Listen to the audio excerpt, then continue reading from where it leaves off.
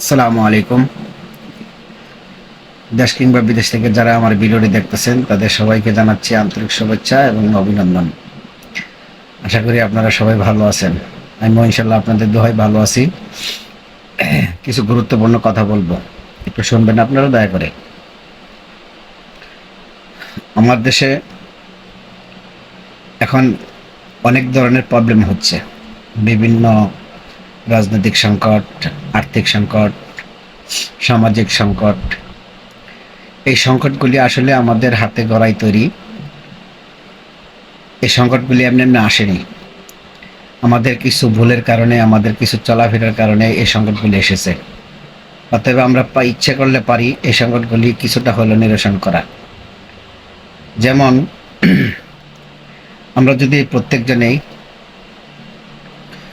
ভালো আন্তরিকতার সহিত দেশ করার ইচ্ছায় চলাফেরা করি, একে অপরের সহনশীল থাকি, একে অপরের উপকারের দিক থাকি, হ্যাঁ, তাহলে অবশ্যই আমরা একটা নিরসনের দিকে যেতে পারবো।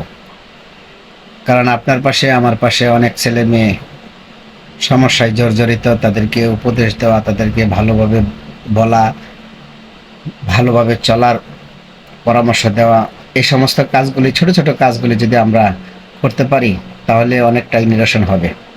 যেহেতু আমার দেশ মোটামুটি একটা সংকটে আছে, সেই সংকটগুলির থেকে সামান্য হলেও উত্তরণ হওয়া সম্ভব। অতএব আমরা যে যার অবস্থান থেকে যতটুকু পারি ইনশাল্লাহ চেষ্টা করি এই অবসান হওয়ার। কারণ সবাই চাই আমরা সমাজটা সুন্দর হোক, সমাজটা ভালো চললে আমরা ভালো চলতে পারবো, সমাজ ভালো চললে আমাদের ছেলে মেয়ে ভালো চলতে পারবে, সমাজ ভালো চললে আমার সামাজিক উন্নয়ন হবে, সামাজিক সৌন্দর্য হবে, সমাজ পরিপূর্ণতা আসবে। অতএব আপনি আমি পারি সমাজকে সৌন্দর্য করার জন্য। আসুন আমরা সবাই মিলে সমাজটাকে গড়ে তুলি। কারণ এই সমাজ আপনার আমার সকলের। একজন দেশ চালায়, সে কখনো মহল্লা কিংবা গ্রাম কিংবা একটা বাড়ি চালায় না। হয়তো সে দায়িত্বে থাকে, কিন্তু একটা সমাজ মহল্লা চলে ওই মহল্লার মন মানসিকতার উপরে। আমার নিজ চোখে দেখা এমন একটি গ্রাম আছে, যে গ্রামে আপনার একটি গ্রাম একটি চেয়ারম্যান। অতএব বুঝতে পারতেছেন কত বড় গ্রাম। ওই গ্রামে আমি যতটুকু জানি খুব সুন্দরভাবে চলছে গ্রামটা।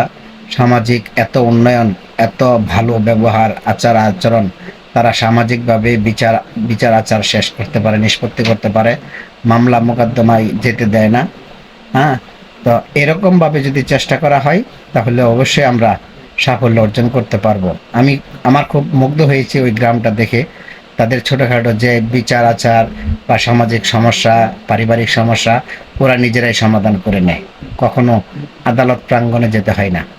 অতএব আমরা চেষ্টা করি আমাদের যতটুকু সামর্থ্য আছে সামর্থ্য দিয়ে সমাজটাকে গড়ে তুলি। আসুন একে অপরের প্রতি সহনশীল হই। ভালো থাকবেন সবাই। আল্লাহ হাফেজ।